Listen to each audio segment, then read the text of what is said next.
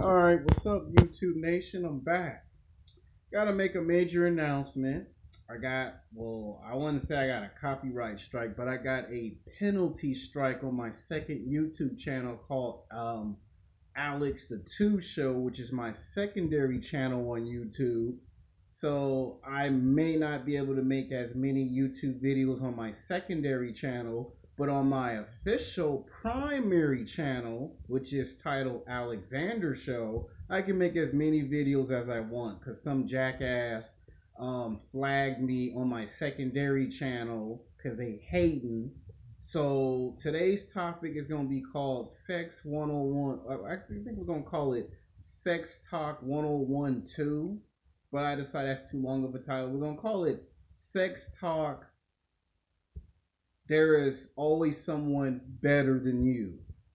Now, Clooney made a very controversial YouTube video to the midtowns and the anti-feminists. That's a group of males that don't like feminists, period.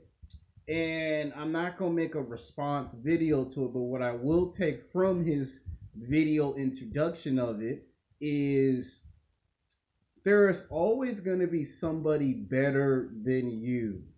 Now, there comes a time in life when you want to date a beautiful, attractive woman, and 99.99% of the time, you get a woman who is in love with some other man. It happens all the time. I don't care if it's at the park, at the gym, the movie theater, at school, at work, on the road, in the club. You meet a beautiful, attractive woman, somehow, some way, she's interested in another man. And you know what we call that in this profession of being a player? We call that competition at its absolute finest. Competition at its absolute best. There have been some times where your boy started getting this, LL Cool J / James Bond on, and the girl go, "Oh, I'm sorry, I have a boyfriend. Oh, I'm sorry, I'm engaged to get married." Now, sometimes that's true, and sometimes that's bullshit. But when it's true, you gotta respect it. When it's bullshit, it's called mind games. And a lot of men don't seem to understand that when women do this, so I gotta come on camera and kind of make a video because Zach was talking about it 2 days ago, and I told Zach I guess I gotta make a video because some of these men don't understand this, and Zach sometimes have a hard time understanding it because in our little debate argument, well, it's not an argument, it's more of his answer opinion, my answer opinion, and I wanted to come on here and clear some things up, clarify some things, and explain some things. Now, one of the problems that I've noticed is that when you see a woman, I'm gonna use a golf girl as a perfect example. There'd be a lot of guys that will see my videos, right? Because I made 3 videos of how to have sex with a golf girl. And I should have put it in the videos last year, but I didn't because I knew this video that I'm making would be the perfect subject for this. Just because I say in the video you can get with the golf girl, don't mean you ain't gonna get no competition, okay? You might ask yourself, Alex, what is my competition? And sometimes I'm gonna explain it. A lot of times, your competition could be anyone. Your competition could be a basketball player, a football player, high school and college, right? If you're black, 99.99% of the time, you already know that black women like thugs. They like criminals, right? Well, the basketball players and the football players and the rappers and the thugs are your competition. That's who you're competing against to get that ass. If you love highly attractive, beautiful white women, you're going to be competing against businessmen, film directors, film producers, music producers, basketball players, football players, bodybuilders, weightlifters, powerlifters. That's who you're competing against. And sometimes you don't even compete against them guys. Sometimes you compete against guys that drive motorcycles, guys that drive fast sports cars like a Corvette, a Porsche, a Lamborghini.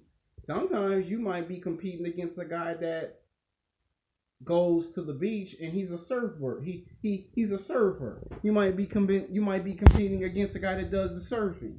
You might compete against a guy that has a truck. You know, you might compete against a man that has his own business.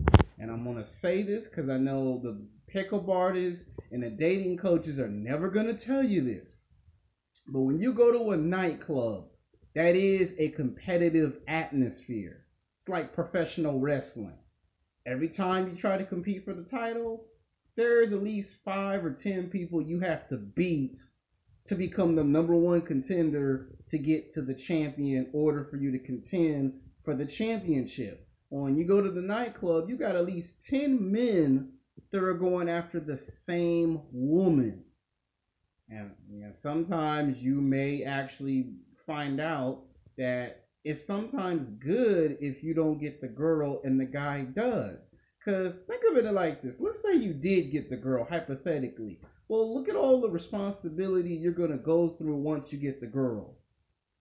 And then you wish you hadn't done it, right? Now, the guys that he's talking about on the internet, when he says they're one-dimensional and they're hypocrites, well, that's because these guys are sexually frustrated and they mad because they want the booty. Now, sometimes you might try to talk to a golf girl and she may not like a masculine man. She may not like a big, strong man. She might be into guys that are gay. And you might be saying, this don't make no sense to me. Why is this golf girl into a gay man? You might get some black women that don't want a masculine man. She want a gay guy. Now, don't be upset because sometimes there ain't nothing you can do about it. There'll be times where that happens to me. You know, I try to talk to a couple of these golf girls and they be real respectful, real nice, but unfortunately, I just wasn't their type. And sometimes you gotta learn how to understand that you cannot make every woman like you and you cannot make every woman fall in love with you. That's something you gotta learn how to understand. It happens to all men, okay? Do you think that LL Cool J had this problem before he became rich and famous? Oh yeah, LL had this problem all the time. And when LL Cool J became LL Cool J, he didn't have that problem no more. Do you think George Clooney had this problem? Oh yeah, George Clooney had this a lot. And once George Clooney became George Clooney, he didn't have that problem no more. And it also depends what kind of person you are. Sometimes you're going to get a guy that's better than you in every category.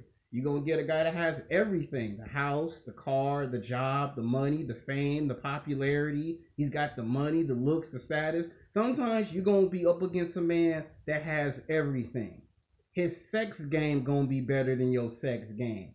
He gonna sex up and sex down a girl 5 to 10 times better than you.